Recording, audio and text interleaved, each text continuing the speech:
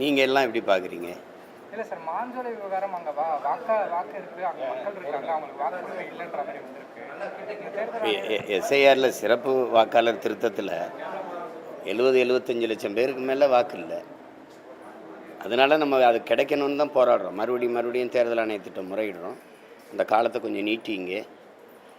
ஏன்னா தகுதி இருந்தும் வாக்கு இல்லாமல் போயிடுது இல்லையா? இப்போ இறந்தவர்கள் வாக்கு அது அப்படியே இருக்குது, அதை நீக்கணும்னு தான் நீங்கள் சொன்னீங்க. ஒருத்தருக்கு 2 இடத்துல வாக்கு இருக்குது, அதை நீக்கணும்னு தான் சொன்னீங்க. ஆனால் ஏற்கனவே இருக்கிற வாக்காளர்களை முறையாக வாக்கு செலுத்திட்டு இருக்கவங்களையும் நீக்கிட்டே அதில். இப்போ அதனால் மாஞ்சோலையில் இருக்கிற அந்த தோட்ட தொழிலாளர்களுக்கு வாக்கு இருக்குது, ஆனால் நீக்கப்பட்டிருக்குங்கிறதான் பிரச்சனை. அதனால தான் நம்ம பிள்ளைங்க பேசுனாங்க. அப்போ அதை போய் நம்ம அதில் என்ன கருத்து சொல்கிறீங்க? மகளிர் தினம் அதே மாதிரி பார்த்தீங்கன்னா நைட்டு ஒரு சிறுமியை பாலியல் அது 8 வயசு சிறுமியை ஒரு பாலியல் சொல்லியிருக்காங்க. அதுக்கான தீர்வு இன்னைக்கு தான் அந்த பசங்க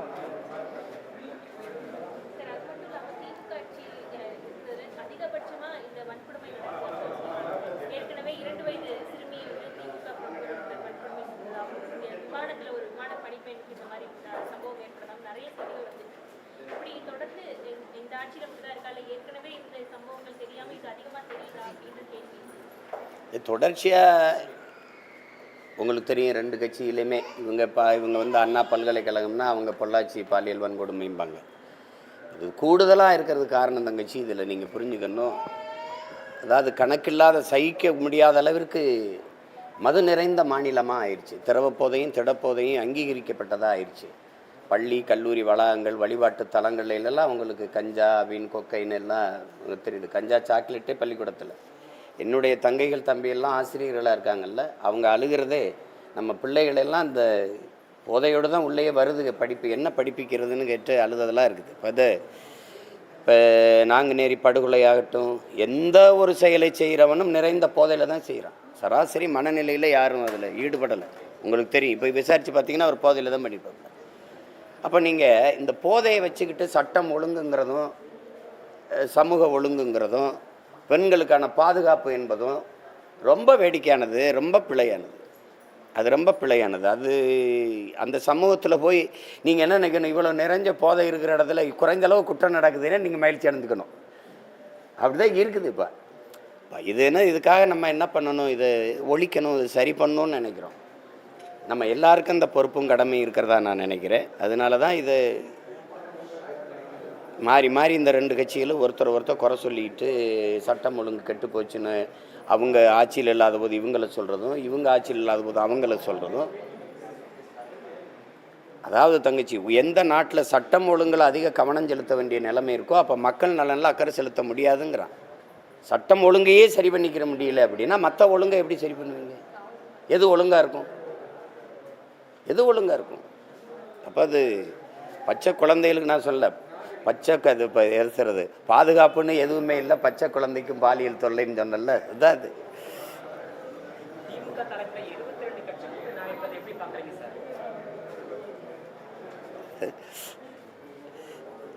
நீங்கள்லாம் எப்படி பார்க்குறீங்க?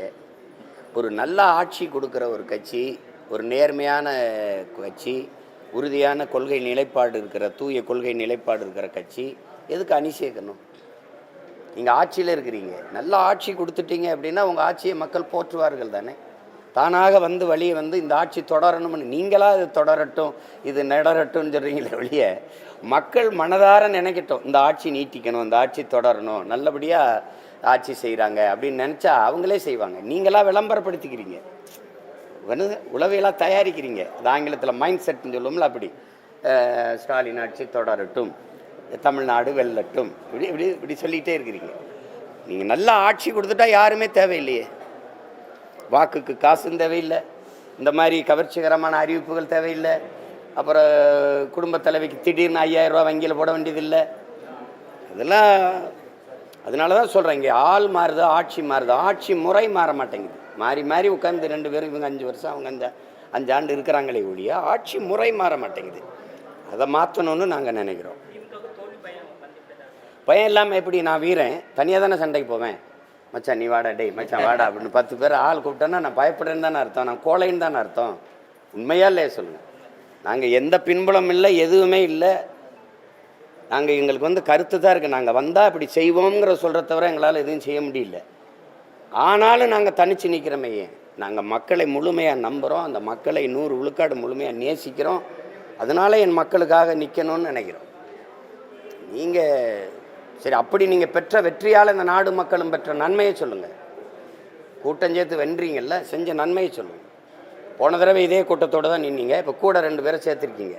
அப்படி தான் அதுதான் கேட்குறீங்க. நீங்கள் 21 இருந்தது 22 ஆயிருக்கு. போன அப்படின்னா போன தடவை இருந்தது இப்போ கூடுதலாக பயம் கூடியிருக்குன்னு தான் அர்த்தம். வேறு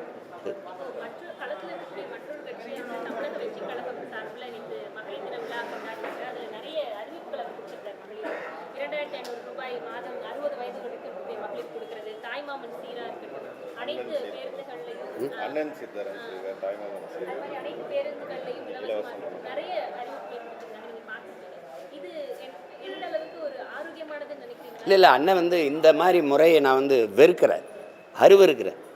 இது வந்து ஒரு ஆட்சியே கிடையாது. இது வந்து ஒரு எப்படி சொல்கிறது, இது ஒரு வியாபாரம். இது வந்து மக்களுக்கு வந்து ஒன்று வாங்கினா ஒன்று இலவசம்னு சொல்லுவோம்ல, இப்போ நீங்கள் இது வாங்கினா அந்த மாதிரியான ஒரு திட்டம். அது என்ன சொல்கிறது உங்களுக்கு புரியுது? ஆடி தள்ளுபடி மாதிரி அன்னபூரணி சூப்பர் 6 எல்லாம் இந்த எரிகாட்டு ஊர்லேயே எங்கேருந்து கொடுப்பீங்க? 6 உருளை கொடுப்பீங்க, அதில் ஒரு நீங்கள் வாங்கி தான் கொடுக்கணும். அதில் இழப்பீங்க, அதில் எத்தனை ஆயிரம் கோடி இழப்பீங்க? அந்த இழப்பை எப்படி ஈடுகட்டுவீங்க? ஏற்கனவே 10.5 லட்சம் கோடி கடன் இருக்குது, 1 லட்சம் கோடி வட்டி இருக்குது. என்ன சொல்கிறது புரியுதா? இப்போ இப்படியே நீங்கள் வாங்கி இப்படி செலவு, தாலிக்கு தங்கம், மோதிரம், அது இலவசம், இது இலவசம், இது இலவசம்னே சொல்லிட்டு போனீங்கன்னா கடைசியாக ஒரு நாள் நாடு வந்து ஏலத்துக்கு வரும். இப்போ நீங்கள் தங்கச்சி கடன் பெறும்போது நீங்கள் ஒரு வங்கியில் கடன் பெற போகிறீங்க, இல்லை ஒரு முதலாளிகிட்ட கடன் பெறப்பீங்கன்னா ஒரு ஈடு கேட்பான், ஒரு சொத்து பத்திரம் கேட்பான், அல்லது வீட்டு பத்திரம் கேட்பான், இல்லை ஏதாவது ஒரு அடமானமாக கேட்பான். நீங்கள் எதை அடமானமாக வச்சு பெறுவீங்கன்னு எனக்கு சொல்லுங்கள். ஒன்று என் மண்ணின் வளத்தை வைப்பீங்க, நாட்டு நிலத்தை வைப்பீங்க, மக்களின் நலத்தை அடமானம் வைப்பீங்க, மக்களில் நீங்கள் வரியாக எடுப்பீங்க. இப்போ நீங்கள் கடந்த இந்த திமுக ஆட்சியில் மட்டும் 3 முறை மின்கட்டணம் உயர்ந்திருக்கா இல்லையா? சரி, தவிர்க்க முடியாத ஒரு பயன்பாடாக இருக்குல்ல மின்கட்டணம். அப்போ அத்தியாவசிய பொருள் தேவையினுடைய இதில் வரியை ஏற்றிடுங்க, சொத்து வரியை ஏற்றிடுங்க.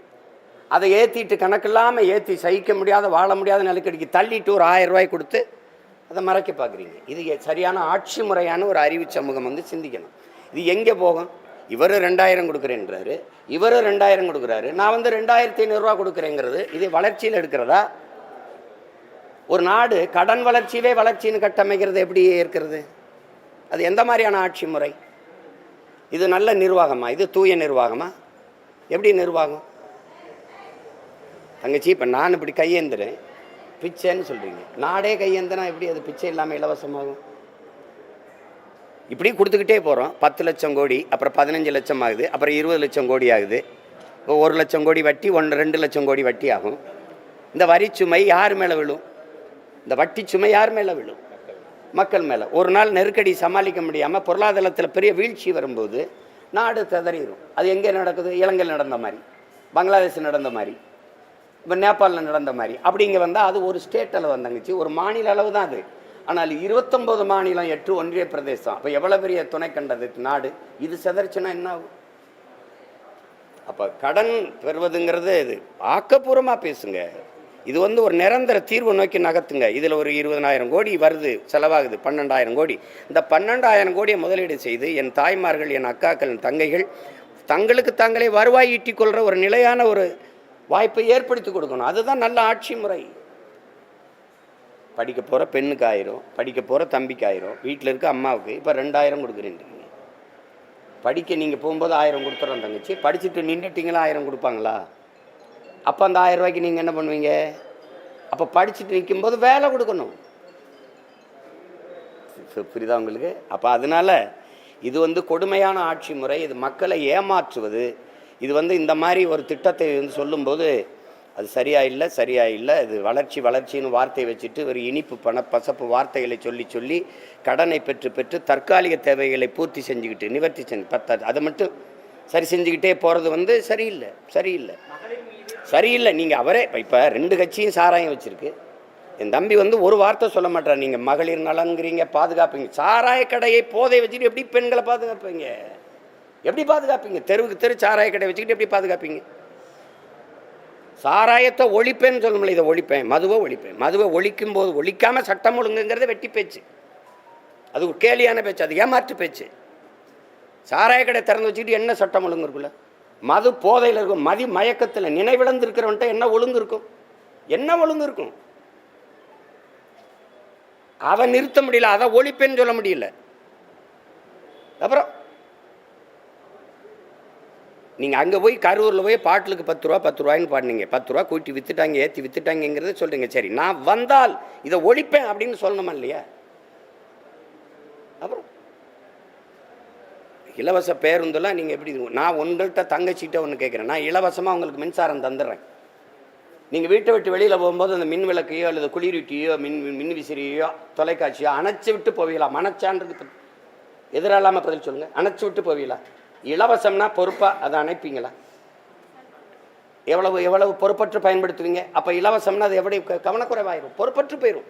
பொருளின் அருமை தெரியாது தங்கச்சி.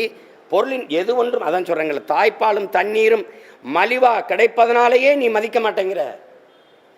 பூமி உன் காலுக்கு கீழே மிதிபடுவதாலேயே அதன் அருமை தெரிய மாட்டேங்குது. நீ மதிப்பை எதை மதிக்கணுமா மதிக்க மாட்டேங்கிற, அதை மிதிக்கிற. நீ எந்த பொருள் இலவசமாக இருக்கணும்? அறிவை வளர்க்கும் கல்வியும் உயிரை காக்கும் மருத்துவம் தான் தரமாக எல்லாருக்கும் சமமாக இலவசமாக இருக்கணும். நீ அறிவை கொடு எனக்கு, அதுக்கேற்ப வேலையை கொடு, நான் பழச்சுக்கிறேன். உயிரை காக்க மருத்துவத்தை தரமாக கொடு. நீ அமைச்சர்கள் முதலமைச்சர்கள்லாம் போய் தனியார் மருத்துவமனையில் படுத்துக்கிறீங்க, நாங்கள் இங்கே போய் படுக்கிறது. அரசு மருத்துவமனை, அரசு மருத்துவத்துறைக்கென்று நீங்கள் ஒதுக்குற நிதி எங்கே போகுது? என்ன தரம் உயர்ந்திருக்கு? மருந்தின் தரம், மருத்துவத்தின் தரம், இல்லை மருத்துவ கட்டடத்தின் தரம், மருத்துவமனையின் தரம் ஏதாவது இருக்கா? ஏன் ஒவ்வொரு அறையும் பிணவர மாதிரி இருக்க? எப்படி இப்போ தரம் அங்கே இல்லை? தனியார் பள்ளிக்கூடத்தில் இருக்க தரம் அரசு பள்ளிக்கூடத்தில் இல்லையே? ஒரு முதலாளியால் கொடுக்க முடிகிற கல்வியை ஒரு 8 கோடி மக்களால் நிறுவப்பட்ட ஒரு வலிமை மிக்க அரசால் தர முடியலன்னா அரசு தோற்று போகுது, கையாளாமல் போயிடுது. அப்போ அந்த அதிகாரம் யாருக்கு? எதுக்கு இத்தனை கோடியை செலவழித்து நீங்கள் வென்று வரீங்க? இப்போ குறைஞ்சது 3000 கோடி முதலீடு பண்ணுவீங்க இந்த தேர்தலில். வென்று வந்து மறுபடியும் 30-40 கோடி சம்பாரிச்சுக்கலாம், அவ்வளோதானே, வேற என்ன? மக்களுக்கு சேவைங்கிற ஒரு புனித அமைப்பாக இருந்தது அரசியல், லாபம் ஈட்டும் தொழிலாக மாற்றி நிறுத்திட்டார்கள். அரசியல் விடுதலைன்னு வந்த அரசியல் இயக்கங்கள் அரசியல் வியாபாரமாக மாறிடுச்சு. திருப்பி இப்போ நீங்கள் வந்து இதே மாதிரி இலவசம் வந்தால் அதை அவங்க செஞ்சாங்க, இதை செய்கிறாங்க. அதுவே சமாளிக்க முடியல. இந்த 5 ஆண்டுகளை மட்டும் 4.5 லட்சம் கோடி கடன் வாங்கியிருக்காங்களா இல்லையா? 4.5 லட்சம் கோடி கடன் வாங்க, இன்னும் 10 லட்சம் கோடி கடன் வாங்க. ஆனால் இந்த நலத்திட்டத்தை நிறைவேற்றி இருக்கிறீர்கள்னு நான் அந்த அதிகாரத்திட்ட கேட்குறேன். அருமையான கல்வியை கொடுத்துட்டேன். குறைஞ்சபட்சம் சிங்கப்பூர் 3வது இடத்துல இருக்குது உலகத்தரத்தில், ஃபின்லாந்து இப்போ முதல் இடத்துக்கு போயிட்டான், தென்கொரியாவே 2வது இடத்துக்கு வந்துட்டான். சரி, நான் அந்த இடத்துக்கு கொண்டு போயிட்டேன். பிள்ளைகளுக்கு அருமையான கல்வியை கொடுத்துட்டேன், ஒரு அறிவு சமூகமாக உருவாக்கிட்டேன். தரமான சாலை இல்லை போக்குவரத்து, தடையற்ற மின்சாரம் உற்பத்தியில், மின் உற்பத்தியில் தண்ணீரை அடைஞ்சிட்டேன். மின் தட்டுப்பாடுன்னே கிடையாது. அப்படி ஏதாவது இருக்கா தங்கச்சி? அப்படி ஏதாவது இருக்கா? சாதாரண குடிமகன்லேருந்து பெரிய எவனாக இருந்தாலும் ஒரே மாதிரி தரமாக நாட்டின் முதல் அமைச்சருக்கு என் மருத்துவமோ அது சாதாரண மகளுக்கும் கிடைக்கும். அந்த அளவுக்கு தரம் வந்துடுச்சு. அப்படி ஏதாவது இருக்கா? தவிச்ச வாய்க்கு தண்ணி கொடுக்க முடியுதா? தவிச்ச வாய்க்கு தண்ணி